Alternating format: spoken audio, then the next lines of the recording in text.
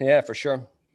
All right, so let's see. Well, hold on. Before we give an introduction, so I've got some options here. I had a great time meeting Geoffrey last week at their brewery just down the street from my house, so it worked out really good. So we got a sour, we got the Arbor Ale, we've got Pair of Kings, and then we've got, I think, a recent release, which is... Yeah, Spirit. It says Capturing the Spirit of Oakland. We just call it Spirit of Oakland. It's a red IPA. So think of like I don't know. It's been a while since one come out, but it's kind of like a Pacific Northwest IPA. So a little bit, bigger on the malt bill, darker amber color. You've got it's entirely Falconer's Flight 7 Seas. So you get a lot of that like dried citrus and that nice piney herbal note to it. So it's really, really nice. And it's a big departure from the majority of IPAs that you find on the market these days. So I can drink 4 beers for sure. I don't know if I'm going to drink 4 beers in the setting, but I'm probably going to taste them all.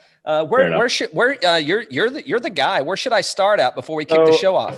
I say we definitely start with the Honeysuckle Kolsch Arbor Ale. It's going to be the lightest one, and then it's kind of fun. So we can either move straight to the sour next, or finish with the sour. All right, so it's going to kind of cleanse the palate on there, and then in between I do things for Spirit of Oakland. All right, so let me kick us off first, and then we'll take off. So yeah. Thanks. So for those of you that are listening, we appreciate it. For those of you that are watching, we really appreciate it. We're with Geoffrey Williams from Eventide Brewing in Grant Park. So cheers, sir. Thanks for having me here. I'm going to open one with you. There we go. Yeah. Cheers. Yeah. Thanks for joining the Birdies Bourbon show. We're excited to have you on. I did cheat a little bit. I got to stop by the brewery last week and spent probably longer than you wanted. You're like, shit, man. Couldn't you have just recorded? Oh no, it was. Look, man, you're keeping me from sitting on the canning line for a couple of hours, so it's okay. Well, so if this goes, if our first date went okay, then I hear. If our second date goes well, anytime you don't want to get on the canning line, I mean, I can walk there. I can walk there like 15 minutes. Man, I'll just text you an hour or so before. It's like, hey, I'm canning today. Help me out. So nice. Yeah. So before we get into this and kind of crack open your story, which is. It's one of those kind of, you hear the story, you get done with it, and it's kind of like, damn it, that it can't be real. Like you just didn't let's start making beer. And now all of a sudden, you walk out your door and you're staring at the Atlanta Police Department's horses from your brewery when you want to take a break. That is pretty interesting. Yeah. So that's more or less how it happened though. Yeah. So we'll peel that back a minute, but so we do like a little icebreaker question kind of to get us started. So, let's say, so you've just met myself and my partner and you're excited about having us over and it's going to go great. And you're come on over, Cal and Amanda, we're going to make dinner for you. What are you making and what are we drinking? It depends on kind of what's going on. So pasta is always a good go-to for me. I'll go to, let's see, was it Storico Fresca? Run there in Buckhead and pick up some fresh pasta. Usually a lot of times there.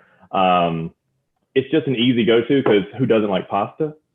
It doesn't take a long time to make it. Fresh pasta, 2 or 3 minutes is cooked up. Outside of that, it just depends on kind of which sauce we're going to go. So make a really, mean meatball. I actually had a, what do we have?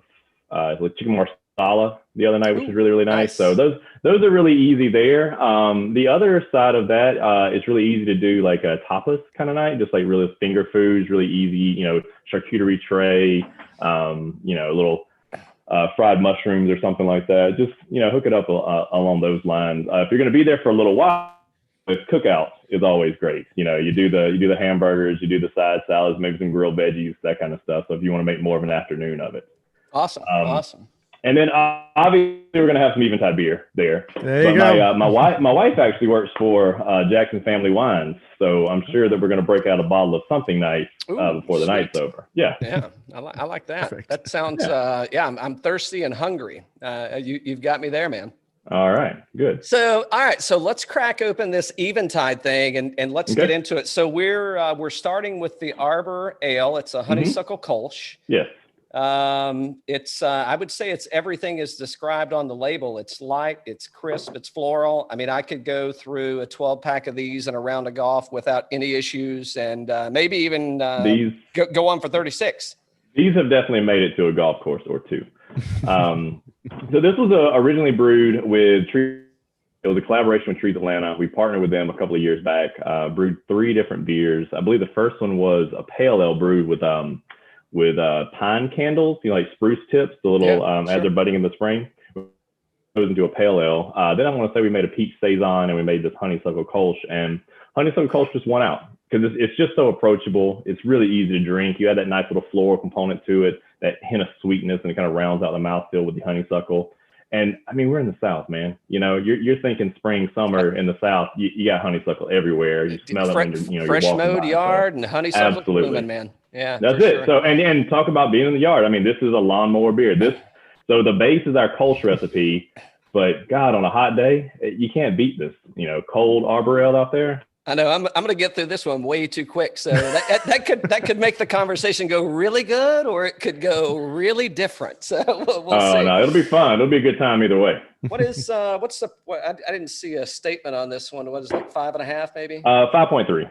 Yeah, same as our Kolsch. I see it now. Yeah, I see it. Yeah. 5.3 and IBUs are 24. So I'm going to get a little bit nerdy on you, and I promise we're going to get to your story. But it's I shouldn't, not often is not the right phrase to use, but it's really fun to be able to share time with someone like yourself that has a craft brewery.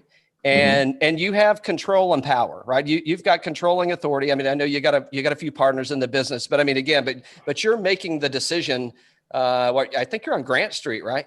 Is it Grant Street? We are on Grant Street. You're making the decision on Grant Street, right? It's not like, well, I don't know if we're going to get this one approved or not. It's really like, I'm one of the decision makers for sure, but I am today in the operational capacity. So yeah. So all right. So before I get ahead, because I want to get back to this peach thing, but why don't you give us a rundown of the Eventide story? I got some of it. I got a lot of it actually, but I want to get kind of more a little nerdier and kind of beer geeky on this stuff. But how'd you start brewing beer, man?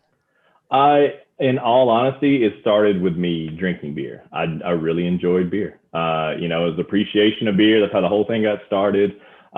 Coming out of college, I actually moved out to Louisiana and then bounced around Louisiana and Texas for a bit. And, I told you this, when I moved to Texas, I was living in a hotel room for the first couple of months I was there. I didn't know anyone in the town. My day consisted of pretty much going to work, going to the gym, and going home or back to the hotel, So what I started doing is just kind of picking up a 6-pack of beer, whatever it was, just something different every week. The pickings were pretty slim in East Texas, but I got what I could, the Sam Adams Boston Lager, Oktoberfest, Sierra Nevada, Pale Ale, little things like that, the stuff I could find. And just, I kind of tasked myself with every week just finding a new 6-pack of beer. So from there, I started developing a further appreciation of beer, started working my way through the styles. The pale ales, IPAs first, the lagers are easy to come by, and then moving into, the darker beers, the Belgians, things of that nature. Then going back into, I head back into Shreveport on the weekends, much better beer selection there. Then I was able to transfer to Atlanta, the company I was working for, another company in the Southeast at the time, and it allowed me to transfer here. Great beer scene in Atlanta. I mean, even then, this was 12 years ago. Just infinitely better than what I was dealing with in East Texas. And it's gotten much, much better since then. So I got back here. So you got the Lone Star and Abita, right? Pretty much, yeah. I forget, what's that one down in South? Shiner in South? Oh, Shiner Bach. There's nothing there. Or not Shiner Bach, just Shiner. Yeah, just Shiner. Shiner is the brewer, and Shiner Bach's one of the beers they make. So got back here, and at that point, I kind of worked my way through the entire spectrum of beers. I tried everything. The sours were the last ones adopted, and again, we had that conversation. That the first time I tried a long sour, I thought something had gone wrong with the beer because I didn't know anything about it. Send it back. I want my refund and my satisfaction guaranteed. It's like there's no way that you intended to bottle or can this, and somebody's going to actually drink it. And now you wind up with you've got breweries that they don't do anything but sours, right? Or sours are primary, and then the spinoff is you get the IPA or the it's all kettle sour and hazy IPAs these days. Right. That's where it all goes. So got around to that, and then by that time I'd been able to kind of work myself up and to where studied up enough on it, drank enough beer obviously at that time to where I could pick out what I liked, what I didn't like about beer. And then my buddy Nathan, my business partner, we went to school together. He was working on moving back into Atlanta. He's from the Atlanta area, was working on moving back into town. And I introduced him to craft beer. We're sitting around drinking a Bell's Two Hearted, fantastic beer, one night. And, at that point I was just like, I really like this, but I'd like maybe a little bit more of this, a little bit less of this. And he's like, well, I mean, we could probably make it. And then, that's your eureka light bulb going off. You can just make beer. It's a thing you can do at home. Until then it was, a large industrial model, huge shiny tanks, this kind of stuff. It's like, no, you can just literally make it on your stove at home if you want to. Made a couple of batches. Extract, did not like them. Went straight to all grain after that. He's a mechanical engineer, so he started building equipment. I started developing recipes and process, and we're brewing every weekend. I mean, it's out of control. Like, we got beer coming out of our ears. Legitimately, if you came to visit one of us, built a couple of keg boxes, so a kegerator out of an old refrigerator and a chest freezer. I had 3 faucets. He had 6 faucets, I think. And you couldn't drink it fast enough. Like, if you came to visit one of us, you had to drink some beer because we had to move through the beer to put the next batch of beer on. All right. So we did this for a couple of years. We're really enjoying it. This was 2010-ish, around here. We're thinking, we really like doing this. We're getting pretty good at it. We won some local homebrew competitions and things like that. So, really start the conversation. Is this something that we could do? Is this something we want? Can we make a run at it? So we built a business plan, pulled it together, incorporated the business actually in 2011, and then just started working on the plan from how we're going to implement this. What is the lead going to look like? What is the scheduling structure? What does it even look like? Because at that point, neither one of us had any experience in the brewing industry, in the beverage industry, period. We were just coming in, 2 guys who liked making beer at home. Well, and to layer on that, I mean, and you're starting a business. Yes, and then of course starting a business on top of that. It's not just a lemonade stand you're starting here. Right. So we're pulling all of this stuff together. We finally get to the point we start scouting out some locations. We stumble upon this one. It was actually a coworker of Nathan, her boyfriend, now husband. His company owned this particular building in Grant Park, and it was an R&D facility, like a production R&D facility for them. But then they purchased a larger factory overseas, and they just moved to front of house operations into a smaller office complex. So they didn't need this building anymore. It's just sitting there, and they couldn't do anything with it. They were just going to sit on it and let it appreciate in value because they thought that eventually Grant Park was. Yeah. So, and are you guys at the Beacon? Is that we're not a part of the Beacon. We're adjacent to the Beacon. The Beacon is right next door to us. I didn't know how that was considered because I know there's kind of multiple buildings and there's things. So the Beacon is that complex that used to be the Kellworks building. Sure.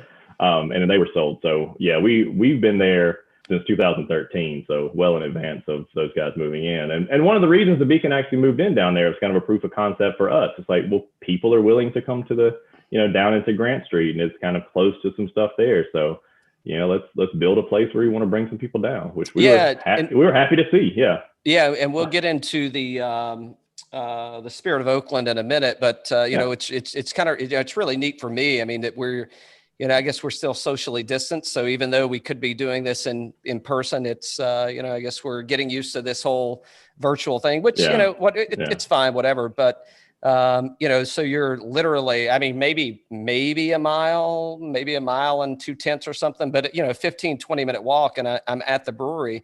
and it's, I mean, it's really, I think it's really neat that, you guys were in that area when you moved in there. I think the beacon was being built, or it was, I think it was built, but it wasn't finished out yet. They didn't have everybody and all the occupants yet. So you were when we were there. Yeah, I don't think it was built. The beacon wasn't even a thing when we were there. Yeah, right. There was an operational business when we moved into there. The beacon didn't come on for like 4 years after we were there operating already. Yeah, gotcha. So and we watched it all happen. As they bought that. The Tailworks was an interesting concept. They dismantled communications equipment like the large cell towers and stuff. Yep. And then sold them overseas to countries that needed like 3G coverage. So it's the best thing to have. You got paid to do the work on the front end, and you got to sell everything on the back end. Right. So you're making money on both sides. Recycling business, eh? Yeah, exactly. But I mean, we were there for a while, and we were the only thing down there for a long time. There were some townhomes and a few homes right next to us, but there was literally for a long time, if you came down Grant Street and you didn't live there, you were lost. You didn't. I took a wrong turn coming from Atlanta. Yeah, I mean, I guess it dead ends, or does it end? Does it now? Does it? Well, it used to dead end. Now there is an outlet through the beacon up to Hill Street. Yeah, you can go out the back, but prior to, I mean, it was a dead end, and then you see the fence on the side, and you've got these horses that says, "Do not enter this property, or it's going to be bad news for you." And you're like, I don't know where I'm at. Let me get out of here, right? And it used to be so nice because it was just a nice little wooden fence. Yeah. And then as more and more people started coming down there, they started getting paranoid that people are going to jump in there and try to ride the horses or feed them or whatever. Right. So but I mean, where do you find horses in the city? Like, how many places can you go to and there's like horses running around in front of you in the city? Well, I can name one. That's it. Same. So, yeah, but so it's interesting, and you guys took off with.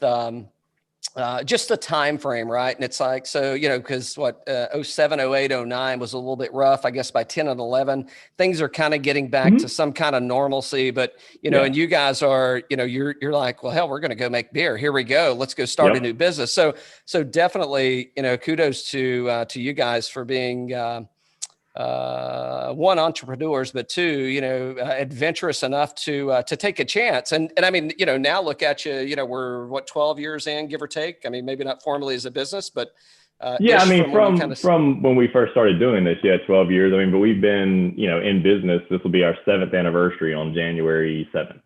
Yeah. So, oh, wow. Yeah. Nice. Awesome. I hope we're having a big party. We are having a big party. It'll be the weekend after that. So the 9th, 10th, whatever that is. But put it on your calendar. That Saturday, Eventide's 7th anniversary party. Lucky number 7. I'm hoping we record live there for the party. So, we'll see. Well, get there early so you get some good footage, and get there late so you have a good time. Oh, nice. Good advice. If somebody's not writing that down right now, I mean, that's a T-shirt, and that's definitely that could be the slogan for the party. But no, if you're going to show up for one event, the anniversary party is the one to show up to. That's our big one every year. Everybody has a great time. We'll have two new beers that we're releasing for that one. So we'll have a barrel aged version of Highlander, which is our strong Scotch ale. It's coming weighing somewhere around the 11% mark. Nice. And then we'll have a Belgian triple that we brewed with New Zealand hops, pink peppercorns, and coriander, which is about 10.5%. Ooh, I may have heard about that one. Yeah, I think you may have a little sneak peek on that one. Pre-release, but not. But I haven't had the finished product. I don't think it's finished yet. Yeah, it won't be finished for a bit, and we're going to actually get some barrels and age that one out as well for a bit. Yeah. So should be good. Should be a fun time. Looking forward to that one, man. That's tasty. Yeah. So, well, hold on. I've got a lot of directions that I'm going to go, but don't. I cut us off on the Eventide story. Is there? Do you want to polish that one up, or are you good to go? So we found this building. Like I said, it was just kind of sitting down there, unused. And they're like, take over the space, take care of the space. We'll cut you a good deal on it. So we got that. At least that was a way for us to move into an area, but we didn't know anything about Grant Park. Nothing. We'd never spent any time here. So we kind of came down and spent a little time walking around. And, Grant Park 8 years ago was a lot different than the Grant Park that it is now. Not to say it was a bad neighborhood. It was like very heavily in a transition. It was a different neighborhood than it is now. You said it best. Yeah. But I mean, the people there were great. And I actually just bit the bullet early on and moved into the Grant Park neighborhood. One, because, the brew day started at like 5 a.m. So I was up at 4 a.m. trying to get down here from Chamblee where I was living. So I'd like to be a little closer to the brewery than that. But I wanted to learn more about the area. And getting down here, just really fell in love with it. It's a true neighborhood. Fantastic. Yeah. Oakland Cemetery, we've been big supporters of them for a while now. We love those guys. But I mean, that's the thing that we really, kind of grab hold to, is that it's a true neighborhood. The people care about Grant Park. They're all about improving Grant Park. And we like that, one, they allowed us to set up shop there. Two, they eventually welcomed us in. And that, three, I think we really feel like a part of the community now. We've gotten there. We are a neighborhood brewery. We are the neighborhood brewery for Grant Park. And then from there, we kind of expand out to the surrounding neighborhoods as well, because there's some great and that's the cool thing about that area is there's some really good neighborhoods there. East Atlanta, Ormwood. Kirkwood, you got Cabbagetown, right. Ormwood, like right through there, there's a lot of really true, tried and true neighborhoods that people care about each other. They're big into the organization. You get further out and it becomes, like the cul-de-sac communities where nobody says hello to each other. Half the people don't know each other. They're just, they're out in their car, they're back in their house, and that's it. A good time to mention. Yeah, I mean, a good time to mention. So I think so you guys now host, I got to say it right, is it the Grant Park Market, right? And that's the Grant Park Farmers Market. Farmers Market, okay. Yeah. It's part of the CFM, the Community Farmers Market group. Yeah. They have 5 or 6 markets around the city, and we host the Grant Park Market. Which, if you go there, it's I've been. It is. They are socially aware. They do everything in accordance. So it may take a little longer than it used to be, meaning that, so many people allowed in, masks and, sanitizers, et cetera. But I tell you, you show up down there and it's I got to think about it. It's Sunday mornings from like 9 to 1 or ish. Yes. Something like that. I think it's 9:30 to 1:30, but yeah. Okay. That's correct. But I mean, literally, like as soon as you get to the stop sign at the top of the hill and start cresting the hill, there's people everywhere, and just a shitload of vendors, and it's the typical thing you would see at a farmer's market. But I think that's a really awesome thing that you guys are doing and sharing your space and being able to provide people access to that community event to shop locally. So yeah, it's really like awesome. doing it. We're happy that we were able to do that for them. Yeah. It started a couple of years back with the winter market, and they couldn't get the permitting with the city because the city wasn't allowing any live events on site in any of the parks. Yeah. For this year, and they're just like, guys, can we just stay there? Like, sure, yeah, you're already set up. Let's go, let's do it. We want to make sure that they had I mean, that's the thing. It's like if not, they didn't have anywhere to sell their produce. That's their livelihood.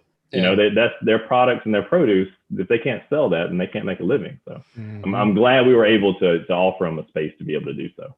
Yeah. Nice. Yeah. Like I said, this Arbor Ale is going down just absolutely easy. I'm pretending like I haven't had it before. I have had it, but I'm not pretending, but I'm just saying for people that haven't, because we do have listeners, across the US.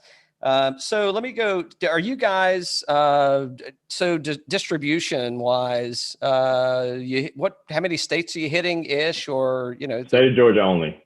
Okay. We're just state of Georgia. Yeah. I mean, we're really small. We're a max capacity, probably about 4,000 barrels ish a year with our it's a 5-barrel brew house, the same one we've had, which allows us to be nimble and be able to make quick moves, and we're very versatile in what we can make happen with that.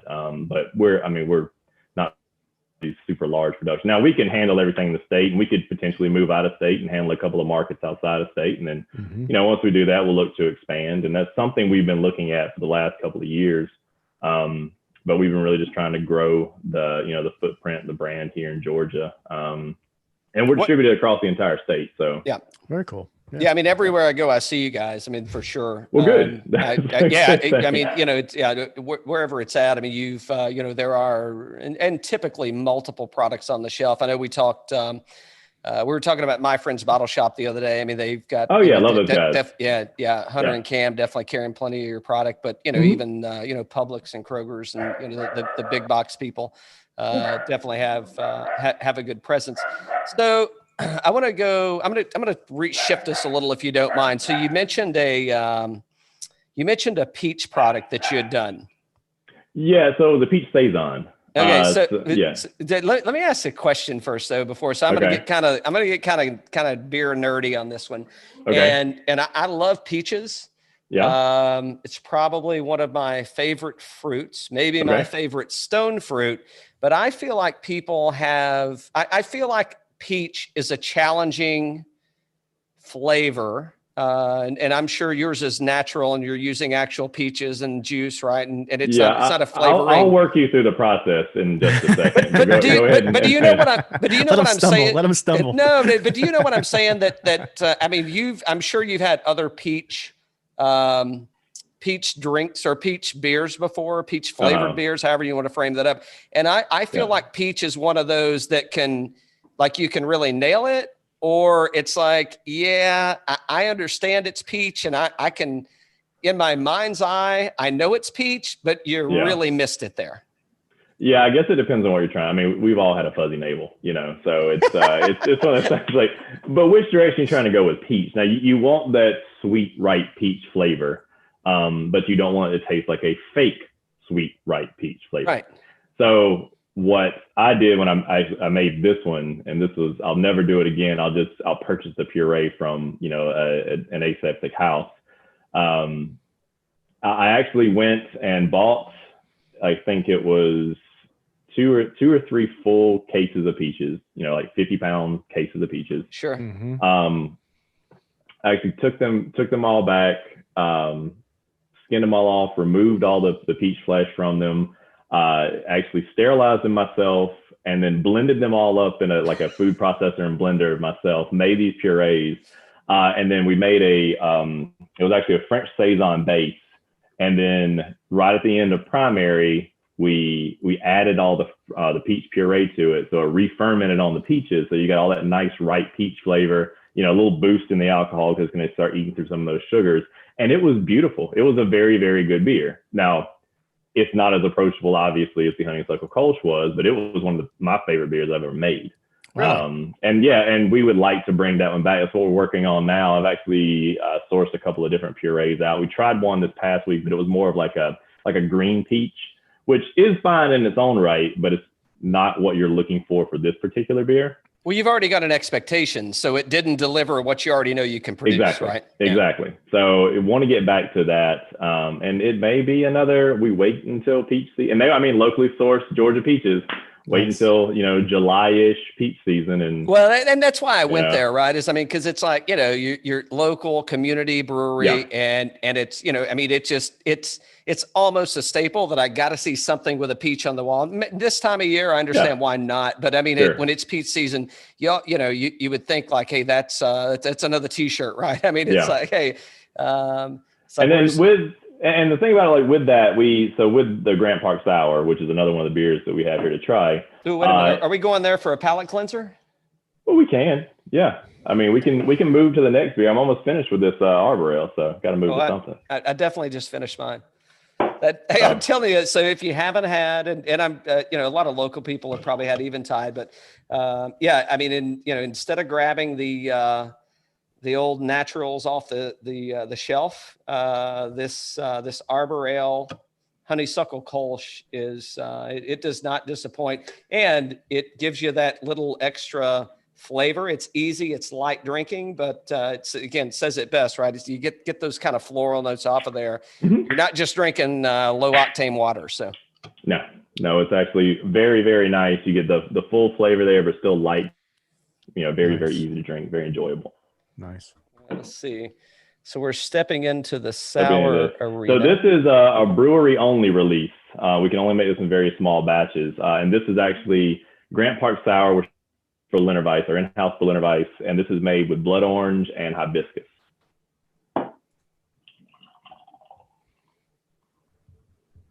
So show you in the glass, the color. You went for a glass. Kind I of could go pink, for a glass too. Little pinkish hue that you get from the addition of the hibiscus there. And yeah, so with this one, so GPS, we're thinking of like creative names for the beer. Yeah. We're a brewery based in Grant Park, so it just kind of fit there. Grant Park Sour, GPS, find your way down to Grant, to Eventide Brewing, the whole thing. Mm-hmm. But we wanted to have a kettle sour. It's just that the amount of time it takes to create this with the small setup we have, we can't make it in a large quantity.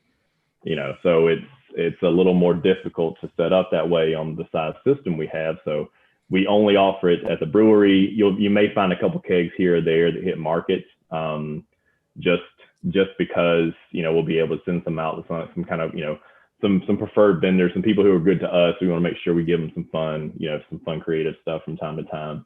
And this would definitely be one of them. So when you say it takes longer, so I'm a little uneducated in the way you make a sour. Mm-hmm. So you give us the synopsis? Yeah, so there's a souring process. So what you're doing is you're lowering the pH. So you introduce the lactic acid to it, lactobacillus, to the product, and you have to let the pH drop over a certain amount of time. And generally it's somewhere in the 12 to 30, let's say 36 hour range, but it's usually at least an overnight thing that has to happen for us. So, it'll usually drop into that low three range by the following morning. So we're looking at 15 to 18 hours, somewhere in there, a lot of the time. And that's fine for a 5-barrel batch, and we can make a 5-barrel batch of it, but then you do that again, and all of a sudden you're looking at 3 days of process just on the, just spring kind of brewing time. Right. And then you get everything in there. So you've eaten up the majority of your week by the time we've made 10 barrels of this. And 10 barrels is about all we can make at a time. So that's why we can't really do a big release. Once we upscale equipment, obviously we'll make that a little easier. But until then, it's available there. This is our first canning of it. We actually have a Gozo, which is coming out here soon, called Sea Wisp, that we're looking to can some of it as well. So we're trying to get some on the shelves here, get a little bit out to market for the people who want it, because it's a very popular beer. It's one of those that you kind of either like them or you don't like them, but the people who like them really love them. I would say this is a good I'd say this is a good introductory sour. I mean, it's like if I'm like, I don't know if I like them or not. I've never had one. I'd Absolutely. say this is it's good. It's it's low ABV. It's 3.2, so it's not really killing you. I'm just thinking as we're talking, like this would go great in like a spritz. Almost. Sure. I mean, I actually want to get a cube of ice and some Arbor Ale. You can do a lot of fun stuff with it. It's just tart enough, but not overwhelmingly tart. You're not going to pull like the vinegar, those big vinegar flavors you would from the long sours. It's bright and fresh, fruity, with that tart finish on it. So very approachable, very easy to drink. Yeah. Do you have other sours that you do, or is this? So GPS is a line that we do. We always have one available in the tasting room there. We make it in-house, so it could be dry hopped, it could be fruited. There are different things that we do to it. So we always getting through with that one. Yeah. And then, like I said, we're making a Gozo, which is kind of a base off of this. It's essentially a Berliner Weiss, a little bit bigger on the alcohol content, usually like 4.5 as opposed to 3.5. And then you add sea salt and coriander to it. And with this one, I think we did pineapple, guava, and orange with it as well. So it'll be a fruited Gozo. Yeah, I can. Yeah.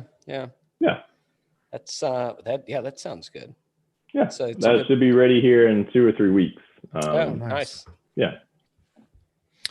You guys change it up quite a bit in terms of different seasons of the year? We do. I mean, in Georgia, you get a long summer, so you have a lot of lighter beers throughout the time. And we like to kind of dabble in a number of things. We're big into European beers, German, Belgian, some English styles. I think we had at one point, a couple of months back, like eight or 9 different German beers on at one time. Gotten into lagers a bit more this year. But we really like traditional beers. We like the stuff that you want to drink and you want to drink a lot of. We want to be, well, I mean, some beers you have and like 2 ounces is enough of it, right? Yeah. Like, I'd rather make a beer that you want to drink 2 pints of. Yeah. So that's the kind of stuff, the stuff that you keep a 6-pack in the fridge, and you know you can just pop in and grab one at any time, and it's going to be delicious. It's going to be refreshing. It's not one of those you kind of look at and it's like, oh, do I want to go there? You know, like those kind of beers. And I also like the measuring stick you get with traditional beers. Like, you know what a Pilsner is supposed to taste like. You know what I'm saying? You know what a Pale Ale is supposed to taste like. So I like being able to put our version of those beers out there and say, yes, this is a Pilsner, but this is Eventide's Pilsner. This is Eventide's Pale Ale. I like that. So we were talking about when I was stopped by last week, and I'm like, well, how do you actually, what's the process for creating a beer, right? You're going to go through what's the recipe going to be, and then obviously you're not going to make barrels of it before you know what it is. So what's the R&D process for someone like a craft brewery that says, and you're changing it up, as Dan just mentioned, right? I mean, we're going to go here, we're going to go there. What's the process? So I guess it first starts with what kind of beer. Like let's figure out a style, or at least a flavor profile that we're kind of looking for. And then from there, maybe you have 2 or 3 different styles you could go with on those. We pinpoint what that is going to be. And then from there, so a lot of this is to the brewing industry, just from the amount of time you spend in it. You've been able to sample a number of products. You know exactly what a biscuit malt is going to taste like. You know what Simcoe hops are going to smell and taste like. You know what a Cal Ale yeast versus British Ale yeast is going to impart into the beer. From there, you kind of have an idea of how to build these recipes, and that just comes with time and practice, from an understanding and knowing of the ingredients, knowing the tools you're working with. And then from there, you can start putting little things together. And by the time we're brewing, and thankfully, this is the benefit of brewing on a small setup, is that I don't have to have a separate R&D system. I can actually brew all of my R&D batches, on my production setup. So the continuity is there. It's always the same 1-to-1 scale, because you're brewing it on the system. You'd be making it for the market anyway. Then we try that R&D batch. And if we're going to do that, I'd rather do it. And we've gotten to the point now where we can pull together a recipe and brew it to the point where it's either exactly what we were going for, or it's close enough to say, hey, this isn't what we're going to release to market, but this is definitely good enough to put it in the tasting room and call it something else. Right. So, and that's that way. There's not a lot of waste there. And again, I tell my brewers, absolute scenario, we dump the batch. That's the worst thing that can happen here. Right.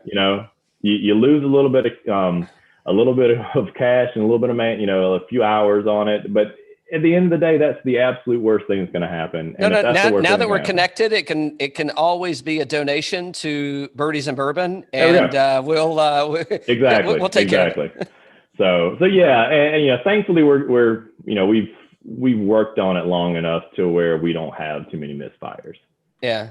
I mean, that's really awesome. But again, I mean, it's, a craftsman at his trade, right? I mean, it's kind of what you do and where you're going.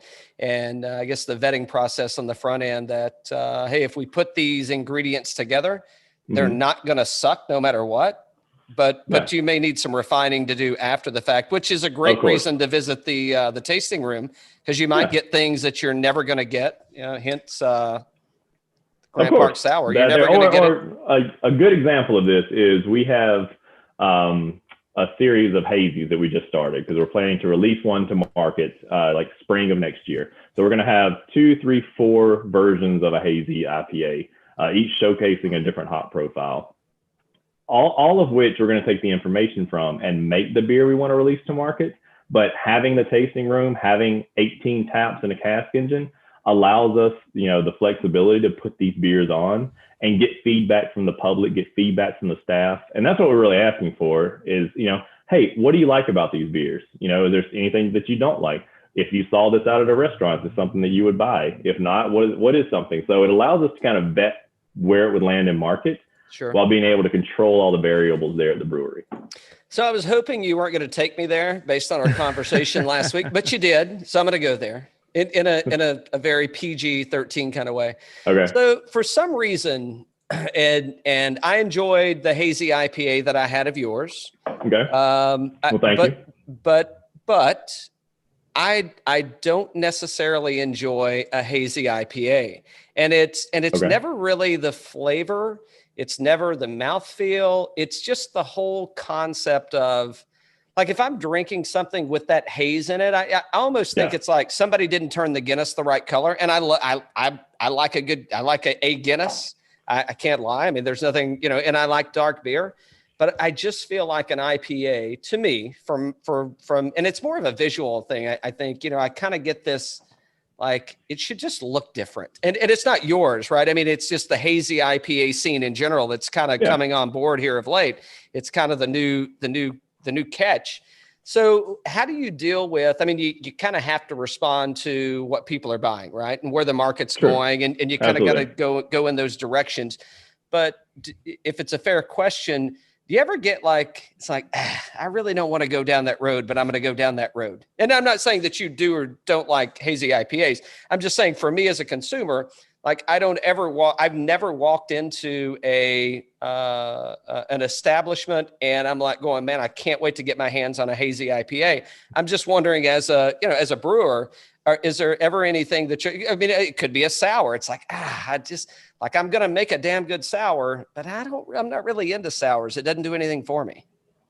I mean, so you have to look at it as a production brewery, as a tap room, front-facing tap room. You have to take into account what the customer would like. And then if you're going to make what the customer likes, you might as well make the best version you can of that thing the customer likes. And that's what we do with everything that we have. I was a late adopter to the hazy scene as well. Some of it was a visual profile. Aesthetically, it doesn't look like beer, at least not beer that from the majority of my life. So it took a little while to get there. Some of it was flavor. A lot of times they were too sweet. They were a little grainy sometimes, depending on the method to produce their beer. So, like, for me, and I think I said this the other day, is like, if you lined up 100 in front of me, I might like 5 of them.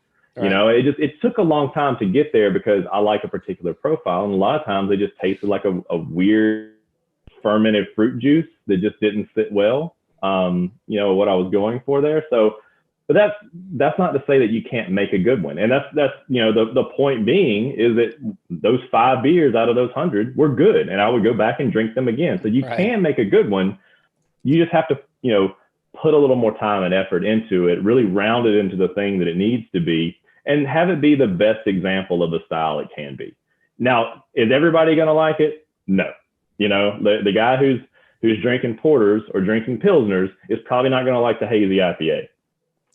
But are the people who like an IPA but not necessarily a hazy IPA gonna like it? Probably, because you're gonna make it in an aspect where it's still going to appeal to them, where it's not too far in one direction, that it's very enjoyable. And that's what we try to do with these. And I mean, they can be good, and that's what we're taking with this. Is we're going to try to incorporate even like what Eventide does into these beers, and that's what we've always done. We've taken a style of beer and we put, the Eventide spin on it. This is Eventide's version of whatever this thing is. And we want that to be the best version it can be of that particular beer, and that's, if it's not, then we're not going to make it, and we're going to dump it down the drain and try again. Mm-hmm. Perfect. Yeah. Again, that drain dumping thing, I got a tongue tire. There's no reason to do that anymore. Fair. Okay. Again, now we have an outlet for that. There we go.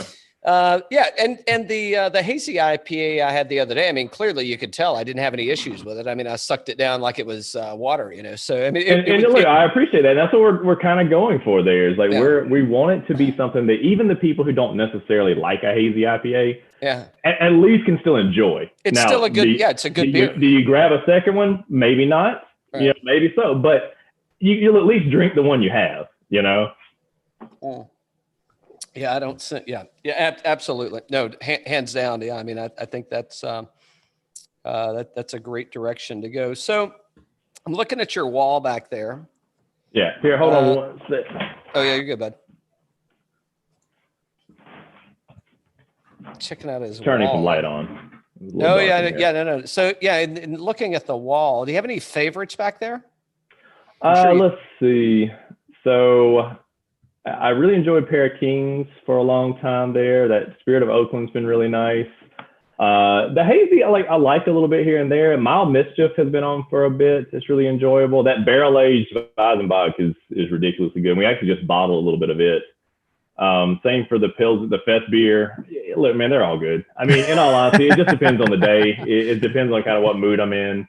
Do I want something a little lighter in profile of color? Do I want something darker, bigger in flavor? Do I want something hoppy? Do I want something super crisp and clean? We have all options there, which is really nice.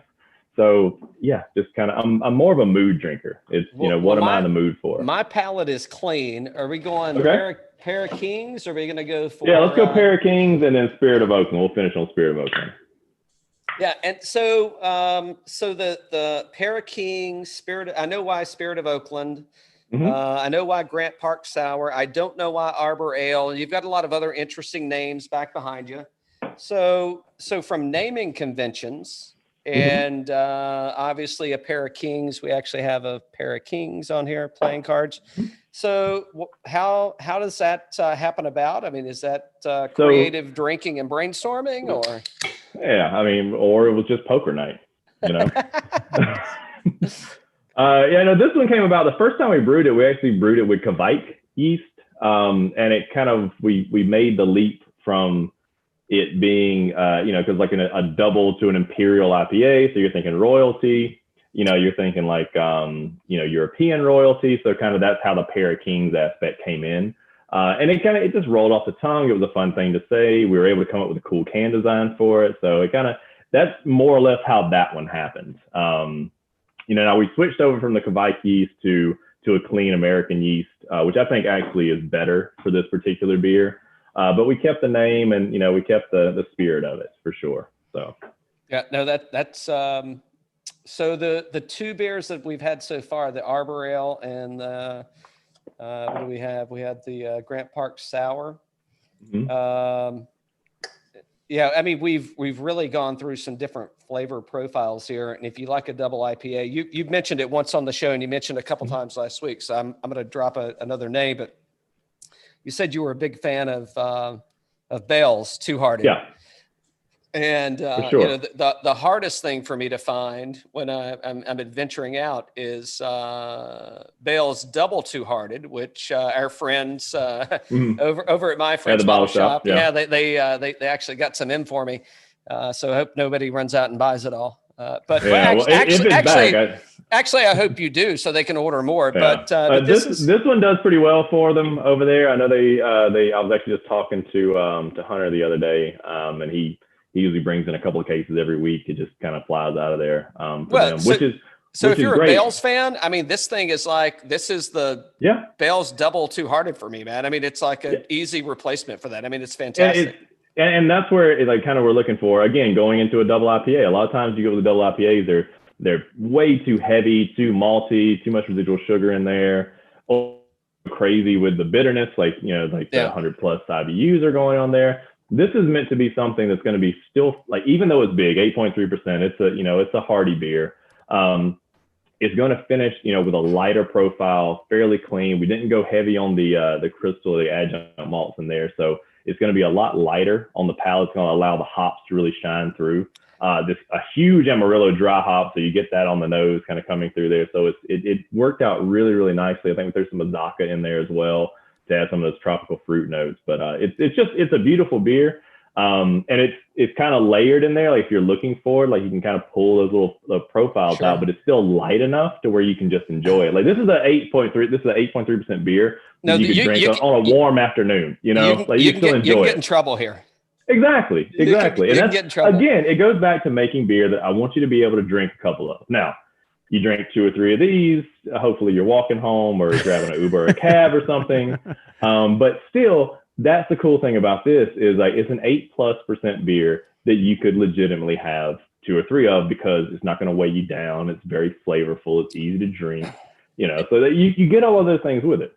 A lot of double IPAs, I kind of get that, I don't know what the right way to say, but it's like on the finish, you get like a real heavy kick of that kind of hoppy, Like it just, I mean, but it's just overdone on the finish of this thing. And not of this one. I'm saying other double IPAs that I've had. It's like you can't. It's almost got like a. It's not sour, but it's just you get a note of like this heavy. Like I just can't finish the the glass of beer. Yeah. And this one, you guys did a really nice job of kind of rounding out that finish on this, and you get the double IPA kind of on the front of the palate. And then mid palate, and then the finish, it kind of smooths out where you can just keep drinking. I mean, that's whatever you did to finish this thing off. I mean, it is it's solid. Yeah. Yeah. No, I mean, that's what we're looking for in doing this one, and we've been brewing it. So this is the fun thing about it. This was originally planned just to be a spring specialty beer. We're going to brew one batch of it, release a little bit of package, release a little bit of draft. Draft hasn't done much this year, but we've made at this point, I think we're coming up on like 10 batches throughout the course of the year because people just kept buying it. It's been a great beer for everybody. It's, they really enjoyed it for whatever reason. They kind of latched onto it and have been enjoying it since spring of this year. And we're just going to keep making it. So, I mean, thank you to everyone who's been purchasing it out in the market and everyone who's coming to the brewery to grab it because you guys are the reason that we continue to make this beer. Awesome. Yeah, sweet. So this was a surprise for you then that it's where it's at today? Yeah, no, I mean, we knew it was a good beer. We really enjoyed it, but the plan was never to continue to make it because people kept buying it, so we really appreciate the support. Very cool. And does that happen often that it's like, hey, we're Sometimes, doing Arbor Ale is kind of like that. So Arbor Ale was meant to be a one-off last year in spring. Then we kept making it for draft, and we finally brought a little bit of package in. So originally this year, it was just meant to be kind of a long summer seasonal. We're going to start late spring and have it run out like early fall. And we're continuing to make it because people keep buying it. Yeah, nice. Like every so often you just come up with those beers that really kind of resonate with the public and they just really enjoy it. And they just kind of keep coming back to it and coming back. And I love those beers because they're the ones that you buy the 6-pack of that and then you buy the experimental 6-pack. Because you're gonna like the 1 6-pack you got, so you always branch out and try something different. So that's like your control 6-pack. You're gonna enjoy it. You put it in the fridge, it's there. So if whatever this other thing you bought doesn't pan out, at least you got your fallback. And having those kind of beers is great. Because the thing about it is you're always gonna like it. If you go to a restaurant you've never been to before and you see an Arbor Ale or a Pair of Kings on the menu, at least you're gonna get a good beer. Even if the meal isn't what you want it to be, at least the beer is going to be good, Absolutely. I just made it of the t-shirt right there. It's like front and back. Coming up with all kind of good ideas tonight. Nice. We got to be good for something, kind of, or at least tell ourselves we're good for something. I like it. I mean, this was, I did sneak a few of these out on the course with me on Saturday. Where'd you play? You probably saw a picture. I played in a club, a tournament at Echelon. Up in like Alpharetta, Milton. I think. We were talking about that. Yeah. I didn't know that was Georgia Tech's course. Well, so it's weird, right? So when they built it, they were going to call it the Georgia Tech Club. Mm-hmm. And this all was happening kind of around like 07, 08. And like the houses that they were going to build there were $1 million plus. And again, it's, we're in the city, like we're maybe a mile or so from the Capitol building downtown. Mm-hmm. And, this place is a good, probably 35, 40-minute drive without traffic, from downtown. Mm-hmm. And if you're building a house there, it's 7 figures, right? So it's the whole market downturn didn't bode really well for them. So they operated out of a little trailer for, I don't know, a year. I think it's the clubhouse now is like 2 or 3 years old, 2 years old, I believe. So there wasn't a lot of people building houses up there after the market downturn. So they didn't have any membership. Well, now when you go up there to play, all the members, because it's, I guess, semi-private because they don't have enough members yet where they can, we're actually playing with one of the members in the, there are 2 of the members in our foursome because it was a 2-man tournament thing.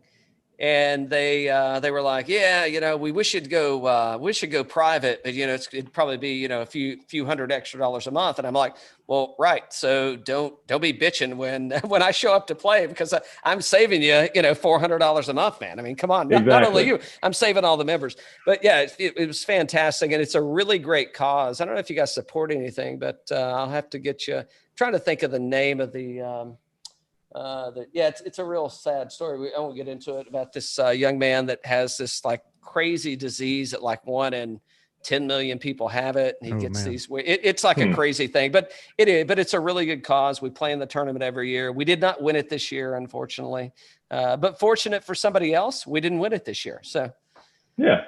Dan, did you get to play as well? No, I didn't play with him on that one. No, no, I live in Raleigh, so that's a bit of a hike these days with the. Oh, fair enough. Yeah. Fair enough. Dan doesn't drink or golf, so. Yeah, right. It's a strange podcast to run. Well, he doesn't drink or golf very well. How about that? Look, that's good. I drink pretty well. I don't know about golf. Well, I was about to say, but better than me. So I don't know what that says for the team here. So. What about you, we had a great weekend in Atlanta, man. I mean, we had like 70 degrees, sunshine, no rain. I went and played on Saturday, and I almost hesitate to say it because it's the only place I could find like a 9:00 tee time on a Saturday this weekend. Everything was booked up, but it was the Coweta Club out in Noonan. Ooh, nice. It's actually a pretty good little track out there, like kind of little hidden track. Didn't know much about it. It would have been nice. I lost a few holes to some hazards that I didn't realize were there, because they have, kind of like a dry deal running through most of the course, and you just, you have like this nice little dog leg left, and it looks like it just opens up, and you just assume, like I hit this, beautiful little rescue, kind of a nice little draw on it. I'm like, man, it's gonna be right at the bottom of the hill, probably gonna be 30 yards from the green. It's toast. No, couldn't find it. So it's a second time golf course, is what you're saying. Yeah, exactly. But no, I mean, it was in great shape. The greens are in good shape. It was a tough little track. A lot of elevation change there, which is really nice. First time playing it, so was pleasantly surprised by it. Yeah, I played it a few times, but it's been a few years since I played, because it's probably a good 45-minute drive for you, I guess. Right? It actually is 30 minutes. It wasn't bad at all. Well, I mean, on Saturday morning, it's really easy to get there. I forget about the lack of traffic that we have, so I'm used to the normal, add 20 minutes at least, and then there you go. So. But no, it was. It looks like a place they're trying to bring back. It looks like it kind of fell on hard times, a few years ago, and now they're like really trying to bring stuff back there. So the course was in really good shape, like I said, but nobody was on there. Like, I mean, it was beautiful. Yeah, we were, so we had to jump past a couple. We had to play through a couple of foursomes. It was painful. I guess a guy brought his girlfriend because she wanted to come out and play, and obviously she hasn't played a lot. So, I mean, we're 10 strokes, and she's maybe made it 100 yards down the fairway. No, that's called, honey, I'm going to make this as miserable as possible. That way you never ask to come back again. And it was just me and a buddy were back there, and we're just like, because your pace just all messed up. You're waiting 15, 20 minutes to hit a shot again. And it's like, we got to get past these guys. So we were able to make it up and past them, and it was fine. It looked like, bless that guy's heart, and I'm hopefully they had a good time. It was miserable. Golf is hard, man. I mean, it is. Yeah. It's rough. Look, man, it's not saying that, I wasn't knocking some into the woods that day. So it was nice, though. It was good to get out and play. I really enjoy it. So I'm going to go play Echelon. What was that other course you were talking about? The one where it's a mountain course down to a links course? Ed Carlisle, if you're listening, Old Tocoa Farms. Hey, here's what we should do. Hey, that's man. That's a good track, man. That's a really good one. Yeah. We should plan. There's 2 clubs that we should go play that are like really good friends of the show. And we should plan to go play Old Tocoa Farms. It's give or take like an hour north of here. Right? It's in Blue Ridge. Yeah. So maybe an hour and 10 minutes, whatever. And then Harbor Club is down. It's 20 east before you get to Augusta. It's another hour. That's out of Oconee, right? You were telling me about that one. Yeah. Well. So Harbor Club is I think it's the only course there that you can actually go and play, that you don't have to be like you don't have to go stay and play thing. You can drive down and play it, and you don't have to be like staying at the residence. But no kidding, man. We should get I can get it if you've got a regular buddy you play with. I mean, I can definitely get somebody to tag along. No, 100%. Let's go. Yeah, that's always the thing I'm struggling to do. It's just like something I need to get out of the house. I need somebody to go play with. And stuff like that. But I got a couple of guys that are like my regulars, and they're usually up for whatever. Yeah, sure. And it would be, here's the other thing. I mean, both of them are Georgia courses. And, and they're, I mean, both of those folks are very, what's the right? I mean, they're very like locally, I guess it's not local if you're driving an hour outside, but you know what I'm saying? But it's like, it's Georgia here and very supportive, but really good guys. They've been great friends of the show, man. I mean, that would be awesome to get tied into that. So let's absolutely do it. Yes. 100%. I'm on board. Count me in. Yeah. So we got to get Old Tocoa and Harbor Club. If you're listening, hello. We probably just got, they probably just unfriended us on every social media site, and we got hate mail coming in. So, I hope not. I still want to go play those tracks. No, they're great. They're great folks there. All you have to do is say, "Hey, I unfriended them too," and then you'll be in good shape. That's right. That's right. Fair enough. That's a good point there. Well, I'll take care of the beer when we go play. How about that? Well, that's more what I'm thinking about. It's like, hey man, are they carrying your product? And I know some of that's the distributor kind of stuff, but more importantly, all right. So this one's going to be near and dear to me. I still have a little bit of this one left, but we can't keep you all night. So I'll finish the Pair of Kings later. So just my water cup for today. There you go. Nice. Oh yeah. Oh, well, I went for the green, sir. Oh, that's my spit cup. I hate the spit cup. It's whatever residual beer is left in the glass cup for tonight. So near and dear to me, I live at the corner of Grant and MLK, and like literally, I'm looking out my side window, and I don't have a lot of windows in my little double stack trailer, but the two that I do have, every time I look out them, I see historic Oakland Cemetery. So, you're in a great spot right there, though, man. Yeah, that's an awesome place. Yeah. Captain the Spirit of Oakland. So we partnered with them. Unfortunately, we weren't able to launch it for their malts and vaults they did this year because we just had, I don't know if you've heard about the issues with aluminum and the can shortage and all that kind of stuff. No. I didn't even know this was possible. What's happening? Yeah. No, it's a real problem this year because everybody's trying to move everything into package. So the can supply is like 6 months backed up. Oh, wow. Really? Yeah, it's insane. So these, I was supposed to have these like mid-October, didn't end up getting the cans until like the 1st of November. So we weren't able to get these out until last week, I believe. We were finally able to package these up. So yeah, Thursday it's a real problem. Yeah, exactly. That was the canning day that you saved me from.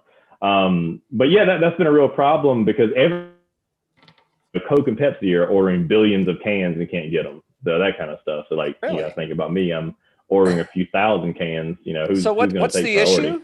What's the issue? It's just a shortage. They can't manufacture it fast enough. Is it is it COVID related or? It's COVID related because the demand is so high for off premise. That's what it is. Everybody's buying up everything from, the big box chain stores to the independent retail guys. So everything's going into package. Think about how much syrup is sitting in those bags. It's probably going bad. It's that time stamped, Yeah. So that's a real thing. But yeah, so there's a definite can shortage, aluminum shortage right now. Wow, didn't know that. Yeah. So on to more exciting and positive things. The Spirit of Oakland is red IPA. We brewed it with these guys. Again, it's a bit of a departure from your everyday run of the mill IPA. It's something we wanted to make. And I thought it turned out really, really nicely. So you get those, kind of little caramel notes, that little bit of toasted bread on there. But definitely heavy toast on this thing, man. Yeah. Awesome. And then with the Pacific Northwest hop profile of 7 Seas, you're going to get a lot of that, like, dried citrus, the pine, that little herbal quality to it, a hint of floral quality, those kind of things. So it rounds out really, really nicely. Dan, too bad you didn't get any of this. He sent it to me. It just didn't get here in time. Yeah. So speaking of can shortages, so Dan so we may be recording like later tonight or tomorrow. So he's got Dan's got like an expensive package on the way. It's on the way. I hope nobody, hey, it's on the way. Yeah, exactly. No, and it says it's Well, Dan, next time you make it down, we'll bring you by the brewery. How about Awesome. That'd be great. Yeah. Yeah. Well, I don't even get that, Dan. I know. Well, he that? likes Kyle, me you can better. just walk to the brewery. What are you talking about? I fully expect you just like show up and you're there like sitting out in the courtyard and patio area. It's like, what's up? Hold on. I heard that was an invitation. That was an invitation. That was an invitation. Yes. Where I come from, I'm from East Tennessee originally, man. Anytime somebody says they expect you to be there, that means they expect you to be there. I think that's a Guardian membership right there, isn't it? Fair enough. Yeah. Yeah. So this one is, I wouldn't be surprised if you had told me this was, I guess it doesn't have the viscosity to be a barrel aged beer, but by the taste profile, it definitely, I'm getting kind of that it's going to be char. richer. Yeah, it's going to be richer in that because you're going to add some of those kind of more heavily roasted malts into this one. So it's going to really bolster up that mouthfeel, bolster up that flavor. The hops are really going to do a good job of kind of cutting through there. And it finished, fairly low gravity. So it's really clean kind of on the finish, which just leaves that little bit of like, kind of toasty bread and that hint of caramel on there with those nice hops. Honestly, it's fantastic. It's a great beer. I've really enjoyed it over the last few weeks. And I mean, there aren't many IPAs these days that look like that. They're that darker color. No, they're not. But even with the darker color, it's not like it's a like super heavy, overwhelmingly cloying beer. It still worked out to be really, you just really got nice. a lot of notes in there that are like, I mean, you can kind of sit back and sip this one and pick lots of things out. And so if you're a bourbon drinker, especially if you like the, bottled in bonds, 100 proof plus, not because it's heavy on the alcohol, just because of what you're going to get from maybe a more mature bourbon or whiskey that sits in the barrel a little bit longer. I mean, you've kind of got this, and I don't know, how long does it take to brew this and how long is it going to sit? Not terribly long. I mean, it's month and a half to run that out, 4 to 6 weeks. It's sitting there a little bit longer because we're waiting on the cans to get there. So it has kind of had a little bit of time to clean up and lager, maybe pull together that profile a little bit better. But you are going to have, the nice full mouthfeel, the full flavor on this one that you're not maybe getting from some of those kind of like lighter or thinner IPAs you kind of have these days. I mean, this would go great with like that High West double rye I was just drinking. It would go good with maybe some of the like a sweeter wheated bourbon. It would go great with. I mean, it would kind of really pull, see like the vanilla, the honey, and something in a bourbon would really help. I mean, this is like a beer. You could turn this into a good beer cocktail. Absolutely, or just beer and a shot. Just enjoy it. Or Boilermaker, baby. Here we go. Yeah. So it'll work well with all those. But yeah, I love the fact that this one kind of stands out. It stands alone from the crowd. You don't really see these kind of IPAs these days, so it's nice to have something like this. Yeah. That's well. While I'm sipping on this, what's going on at Eventide Brewing? So I know we're happening through a very interesting year in 2020.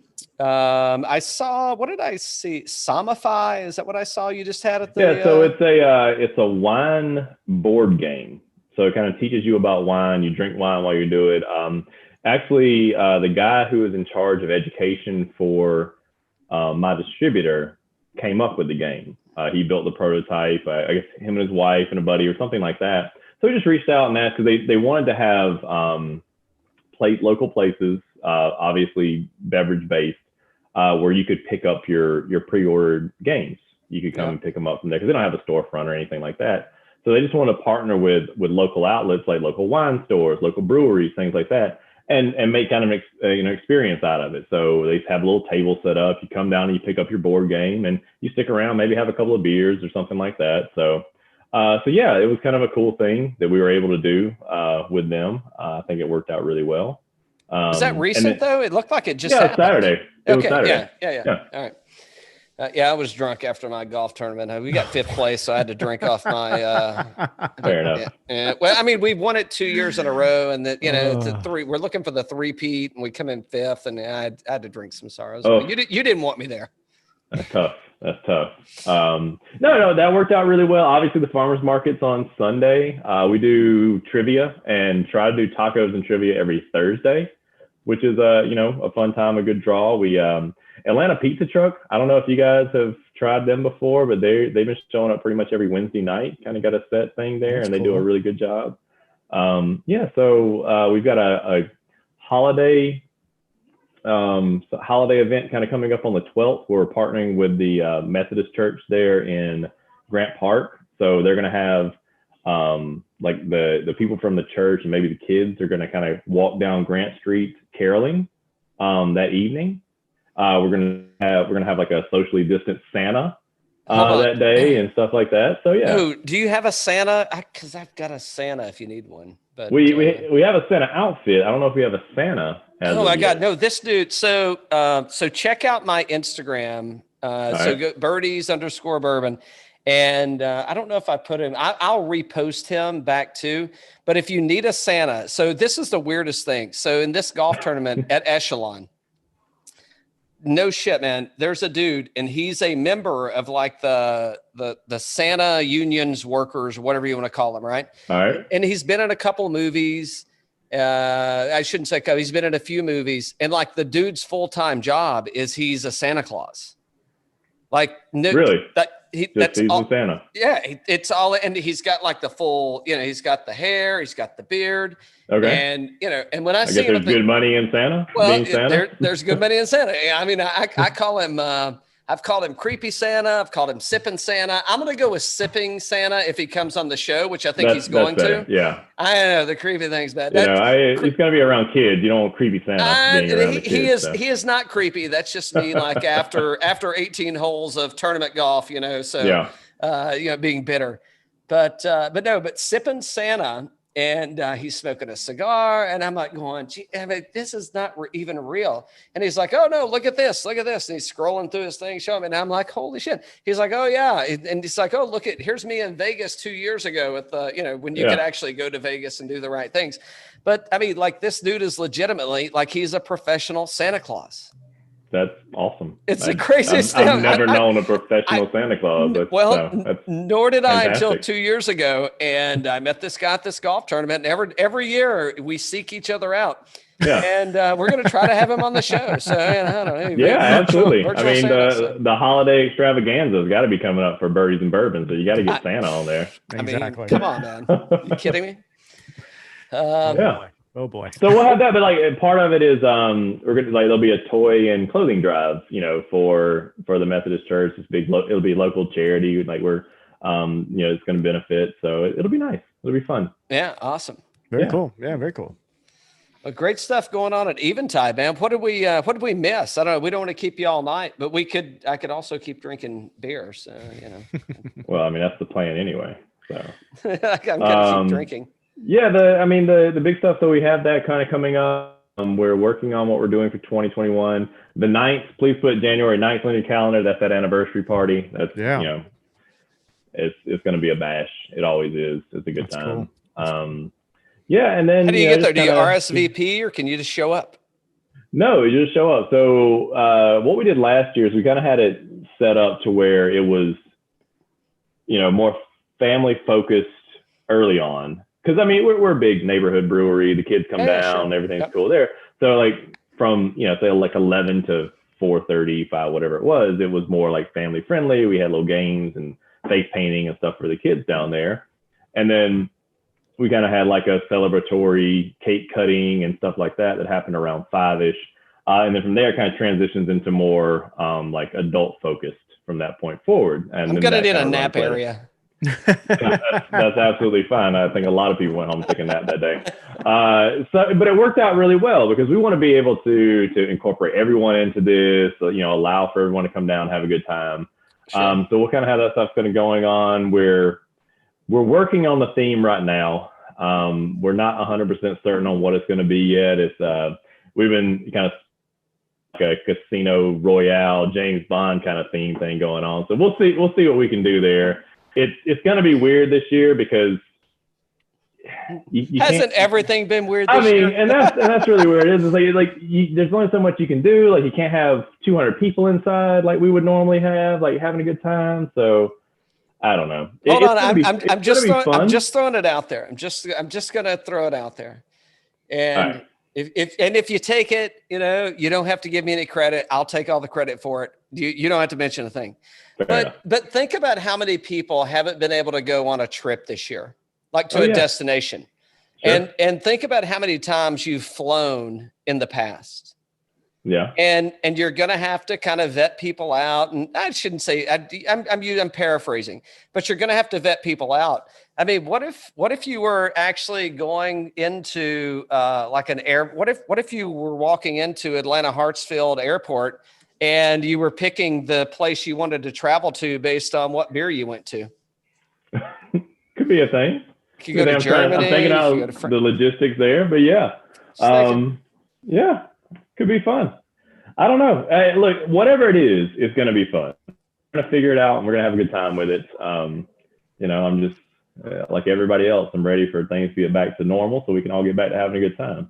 So what new beer should we be looking for that you haven't? So I know we've got the Spirit of Oakland that we. The Spirit of Oakland's out.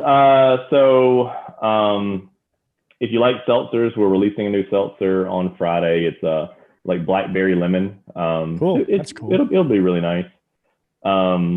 Let's see what we have. We'll have the second run of Hazy coming out. Cup of Excellence, which is a coffee milk stout, which is really, really nice. Nice. That'll be coming out here in probably the next 2 to 3 weeks. We'll have, like I said, the Barrel Aged Thailand, the triple will be coming out shortly after that. I definitely want to try that once it's finished, man. That's absolutely. We're bringing back a couple of old favorites in Kattegat, which is our Baltic Porter, and Highlander, which is our strong Scotch Ale. And then, we'll have some fun, exciting stuff kind of going into next year. Where we want to get back to doing some more Belgian stuff. We've been toying around with some of those and kind of getting this triple back on board. We want to get back to doing some of those. We're going to do the Saison again this year. I want to bring that one back, but it may not be till summer, obviously, because I got to wait on the peaches. Right. Unless I can source a decent puree from a company, we'll see what happens there. But no, man, we're trying to expand that sour program a little bit. We're going to stick with the traditional stuff that we like doing, and we're really trying to build out what we're doing on site. So we're trying to clear out more space inside so we can do more there. Maybe set up a second bar inside. Cool. Do some work on the patio area. So yeah, I mean, there's some big stuff in the works for 2021. Very cool. That's exciting. Yeah, looking forward to it. Looking forward, more forward to drinking some of those new releases. And this is a really good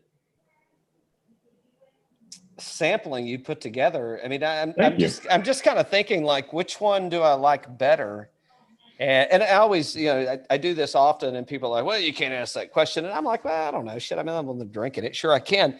But everything is uniquely different. I didn't have anything that I couldn't have two of. But if I had to pick one, I already know which one I'm picking. Dan will give his on our next show. Sure. Because Dan he'll get the USPS screwed us up on that. So Dan will give his. So if you were drinking, well, you did drink these, Geoffrey. Mm-hmm. So if you were going to pick the one that you like the most, and I know it, you've got a profile, and you're like, mm-hmm. I mean, it's a mood thing, but but tonight, which one did you like the most? Like I said, I've been big on the Spirit of Oakland for a while. For these last couple of weeks. I mean, it's been my go-to for the last couple of weeks. So if I'm just going to have one tonight, that's probably the one I'm going to have. Yeah, that's it, exactly. And it's not, I mean, it's legitimate. I mean, it's got that smoky kind of charred profile on the back end. I mean, that's exactly where I was going as well. And that's what I think. Awesome. That's what I love on the course. So yeah, it's fantastic. I like the cool kind of, the spooky label. It's that's good too. I mean, you got the Stacks lofts in the background. I mean, yeah, and again, I mean, I'm looking right out the window, so maybe I'm a little bit biased, but yeah, that's a good toasty beer, man. I mean, it's tasty. Well, thank you. Yeah, I thought it turned out really, really nicely. A red IPA at 6.2 ABV. Yeah, hard to beat. Yeah. And anything we can do to kind of raise awareness for Oakland Cemetery. They've had a tough year of it, like every other organization and business has around here. So shout out to those guys. They're doing some fun stuff. Whatever you can do to help support them, please do it. Yeah, sure. So where can people find, I'm not running us off. I'm just, anything else that you want to close? We don't want to keep you all night, but. No, I mean, your independent retail outlets, obviously bottle shop. You can find some stuff at like some local Kroger's and Publix's. Always come down and visit us. Feel free to hit us up if there's something you're looking for or something you'd like to see. We're always looking for new ideas. We want to see everybody come to the brewery. We love seeing people down there. We've done a really good job of, working through the COVID crisis and the weird stuff that's going on. So everybody's super cool and comfortable. And the reason we've been able to stay open is because everybody has been responsible and respectful of everyone down there. So if you're looking for something to get out of the house, come down to the brewery, come hang out with us. Go patronize some of these establishments that really need your business right now, man. I mean, the restaurants and bars and, small mom and pop stores around here, they're hurting. So get out and just support local. That's the best thing you can do. And, put the holiday deal on there, the 12th of December, and our anniversary party, the 9th of January. So Sweet. Definitely good reasons to get out of the house and do something fun. So they find you at eventidebrewing.com. Yes, eventidebrewing.com. It's at Eventide Brewing on Instagram. I think the same for Facebook and Twitter. Yeah, cool. 1015 Grant Street, Southeast Atlanta.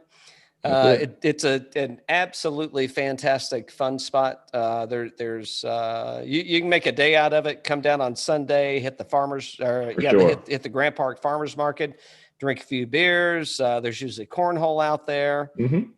Plenty of vendors. There's other things to do and see around the area there. You bring your kids around. Don't feed the horses. The cops don't like that. Look at the horses. You can look at the horses. Don't feed the horses. Look at the horses. Don't feed them. Don't touch. Yeah, but it is, it's a really, really awesome place. And it is, as Geoffrey mentioned earlier, I mean, it's tucked away in a corner of something that you can almost put yourself in that spot and be like, I'm not even in Atlanta, even though it looks like Atlanta. But I mean, it's definitely a controlled environment and you can kind of run around. I mean, it's like a festival every time I'm there. So, I love it. And thanks so much. Thanks so much for coming on. Thanks for sharing. Thank you so much. Absolutely. Thanks for having me. Thanks for sharing some brews with us. And you are very welcome. Dan, I hope you get your beer. I will. I'll let you know. Yep. Can't wait. Hey, maybe. It's like lost in the mail. Exactly. It's probably going to show up tonight. He's going to be at 10:30. He's going to be like, it just showed up. Can we get back on? A late night text. Hey, you up? Hey, but no kidding, man. We would love to. I want to get back. Let's hit those golf courses up, man. Those guys would love to have us there. 100%. Yeah, I am fully on board for that. That sounds great. Yeah. Geoffrey, it's been a pleasure, sir. Absolutely. Thank you so much. Thanks to you guys. Thanks again for having me. Had a great time. Can we plan to do it again in like a release or something? Yeah. Let's something fun's going. If we can, maybe for anniversary party. If not, we'll figure out something to do. Absolutely. Cool. Perfect. I'll use the real thing. Cheers. Cheers. Cheers.